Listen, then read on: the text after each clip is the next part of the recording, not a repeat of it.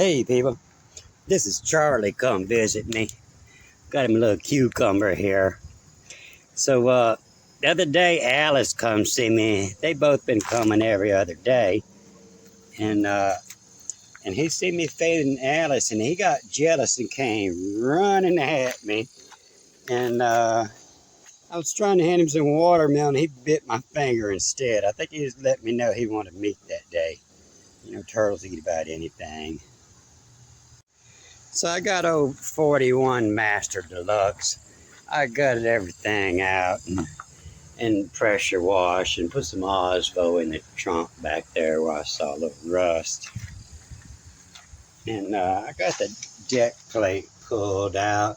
I'm going to service this transmission. It's got to have oil in this case for the U-joint and oil in that transmission. And I got it cranked up the other day, and it's sweet like a sewing machine. The rear seats are pulled out, look rough, but all the steel inside of them is good. And it came with everything you need to redo all the interior and the seats, everything, the overhead. All came in boxes in the car. Somebody was going to redo it, and they never did. And I don't want to do it either. I just want to get it cranked up and get it out of here to somebody who likes to do that. But everything, it's got a new one of these. I don't even know what it is. I don't even think they had ashtrays back then. They surely didn't have radios. All the new interior, everything to redo that is in here. It's got a crack in this window, but it came with a window to replace that. So all I had to do to get it cranked up, I rebuilt the starter, put a new 6-volt battery, cleaned the points, and put a new condenser and coil on it. And I pulled the valve cover off and made sure that all the valves were lubricated, and I cleaned it up and painted it before I stuck it back on. And I rebuilt this accelerator pump in the carburetor. And so all you got to do is get there and step on the gas pedal about twice, and it'll jet a little fuel down this intake. And they call this the 6 stove bolt engine. Where these stove bolts, they hold the intake and the exhaust all together. But if you just get in and step on that clutch and turn that key on and pump that accelerator once or twice, and stomp on that starter.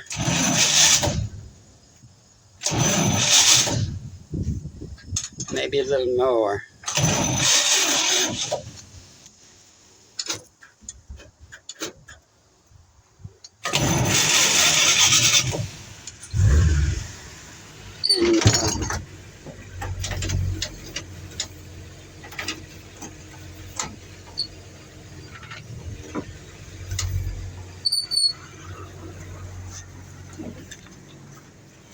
And you can't hardly tell it's running. It's pretty quiet there.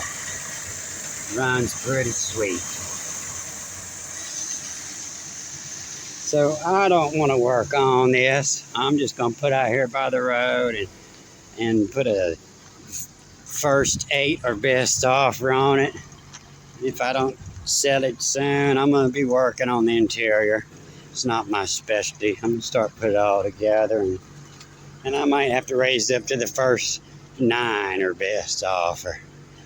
So anybody wants this 41 Master Deluxe, all original,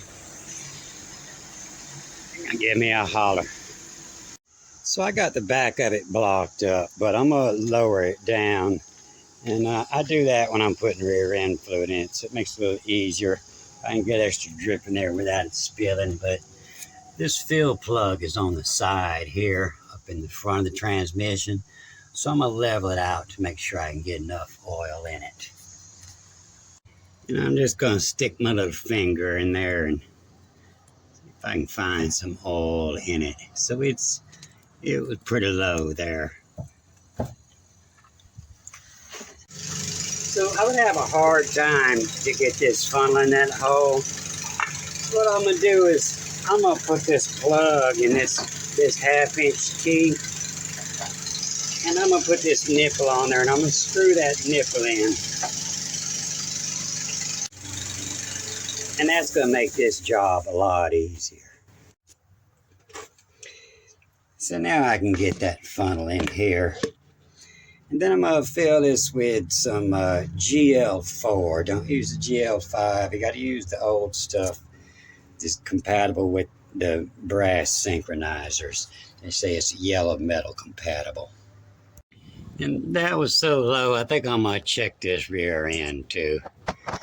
It's the same thing, but I'll leave it tilted now. And it'll hold just another shot of oil in it. And I'm gonna start with this compressed air. And this is some old gasoline that I drained out of this tank. I didn't want to try to burn the old gasoline out. And I'm gonna use this and spray this and clean this off first. And I'm thinking this 12.78 will fit on that square good. And I'll put this impact on there because I'm sure it's been a while.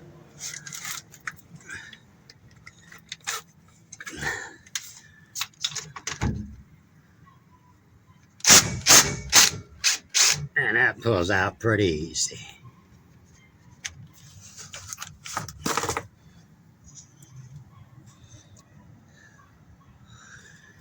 And I'm gonna stick a finger in here to see if I can catch some oil. And nobody's been serving this stuff for a while now. The oil's way down here. And I think for this, I got this 80/90 gear lube.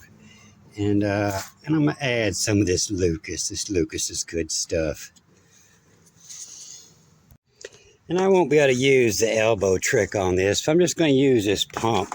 I use this on my 7.3 when I change the oil to suck the old oil out of the high pressure oil pump. It's about the only use I have for it.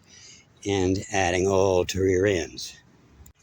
So back in the days before cell phones and AAA, you had to have a backup for your car. So for a backup, you had a kickstart. You just feed that in this hole here, and it grabs on to the front of the crankshaft. And turn that around and find a compression stroke on it, and then give it a kick just like a motorcycle. And it missed that time. I think I got it here though.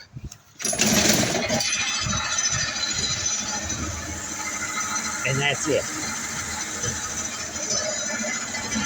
So if you put an aftermarket radio in it, back because they didn't have radios back in the day, and you ran your battery down, you can still get it cranked up. So I took it on a 20-mile trip, and it did all right. It started getting hot by the time I got back, and it's about 100 degrees out here anyway. So it looks like I'm gonna have to pull this radiator off and maybe check the thermostat, see if it's not freezing up. And probably got a leak here.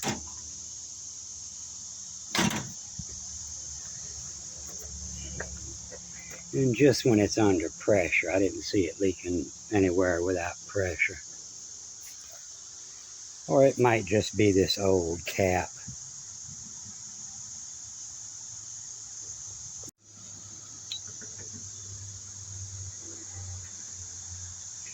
But the exhaust, I don't know if you can see, is around 290, 300. But the crankcase, it never got much above boiling.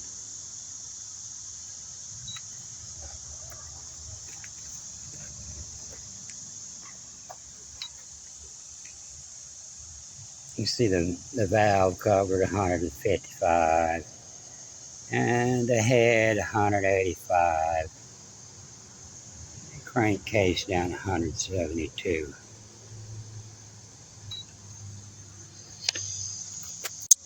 So I'm probably going to open up that little petcock down there and flush all the system, flushing water off through it before I pull the radiator. And it's cooled down enough I can come out here and work on it now. And so all these white spots, that's OSPO. There's very little body work. Nobody really messed with it. And I know the people that want to redo these, they don't want Bondo in there. They want to replace this with metal. And I have some parts for this rocker in there too, so that might be in there already. And it looked like somebody had put a little Bondo on there, but most of that in there, that's old lead. That's where they used to do body work back in the day. And everything you see white, that's where there was a little bit of rust. I sand it and put that OSPO on it, and I'll put some primer on top of that. And got a little bubbling here, and looks like somebody had put a little Bondo on top, or surface putty. It's not thick Bondo, it's just a little surface putty here. And I knocked this off washing the other day. I got all the chrome. Anything that's missing is in the shop for it. But the first $8,000 are best offer. And I'll let you have it. And you can bring it to the auto show. Will come in October.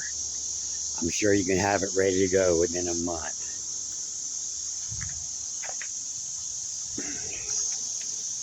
And if I have to start Brillo padding this, shining this old chrome up, I might have to jack my bid up some. So if this is what you like to do, come get it soon.